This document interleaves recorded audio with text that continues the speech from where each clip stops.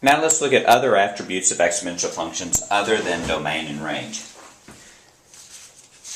So let's say you have a function. Let's give an example. Let's say you have f of x is equal to 2, 1.17, x plus 3 plus 6.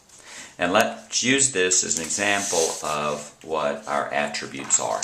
So the very first thing we can look at domain and range, and that's what we looked in the previous video.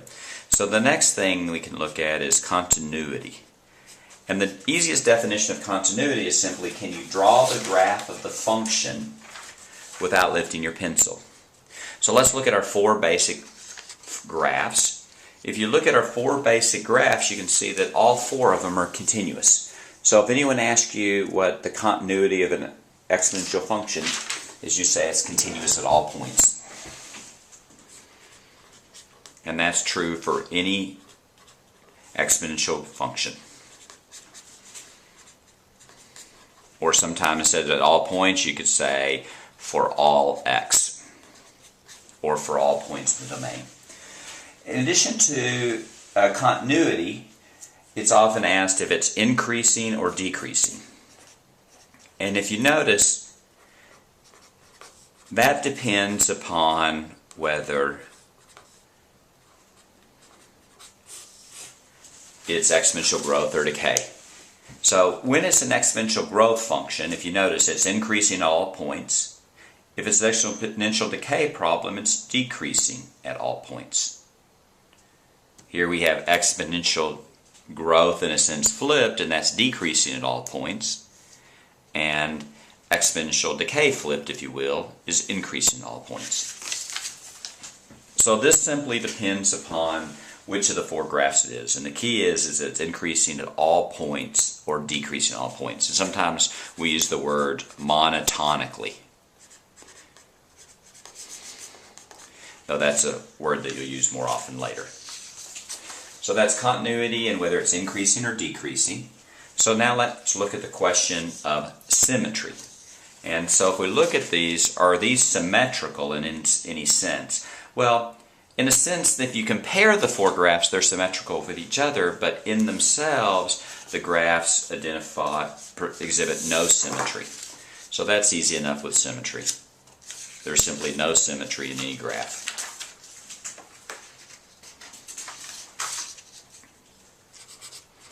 And that's true for no matter what the particular exponential function is. And now we're going to look at boundedness.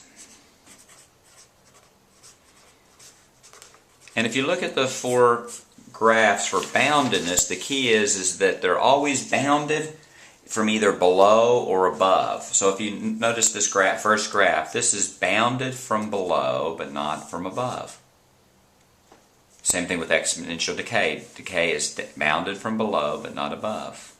When you flip it, it's bounded from above but not below. So the question then is whether it's bounded is whether A is positive or A is negative. If A is positive, then it's bounded from below. Let's see what that looks like graphically.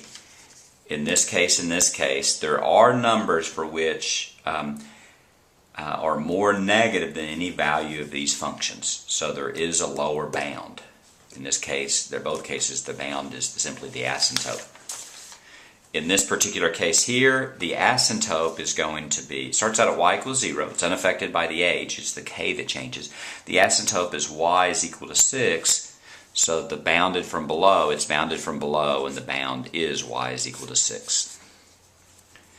If a was negative, so for example, if you had y is equal to minus 2, 1.17 x plus 3 to the plus 6, then you would be bounded from above.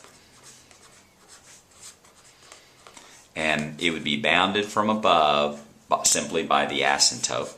In this case, the asymptote is the same. Why is this bounded from above? Because a is negative. If we look at our 4 forms, when a is negative, that's this graph and this graph. This is bounded from above and this is bounded from above.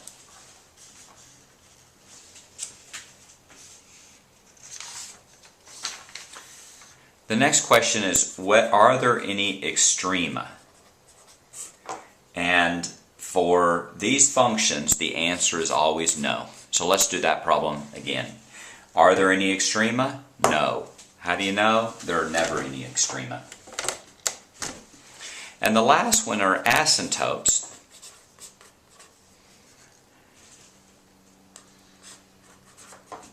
And there's always an asymptote, and it's always a horizontal asymptote, and it's always y equals something.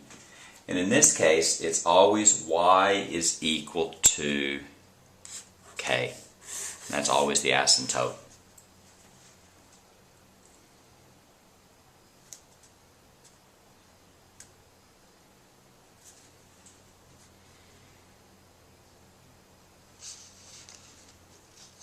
The last issue is that of in behavior. And in behavior,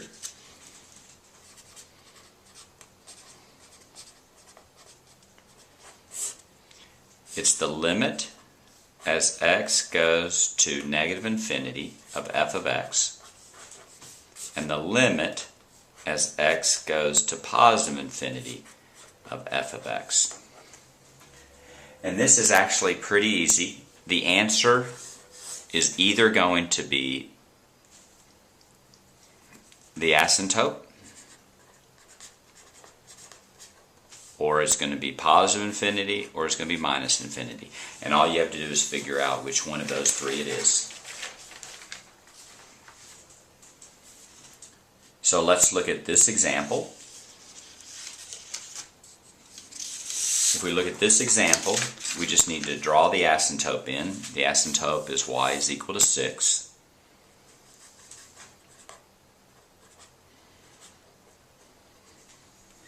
In this case, this grows. This is an exponential growth, and it doesn't flip, so it looks like this.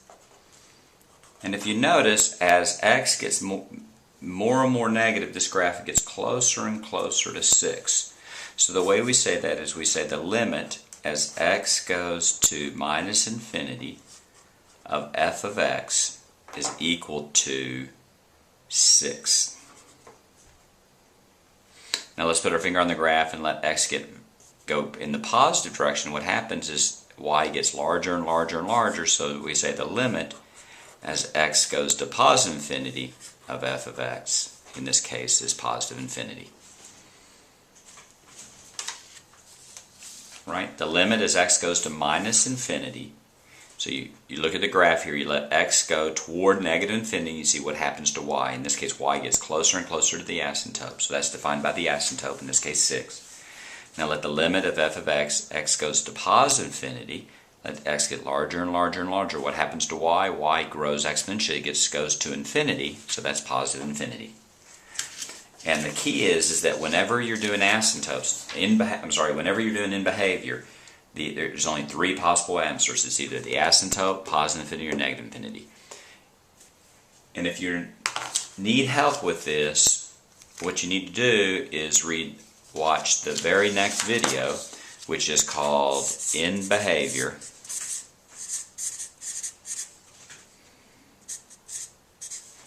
Of exponential functions.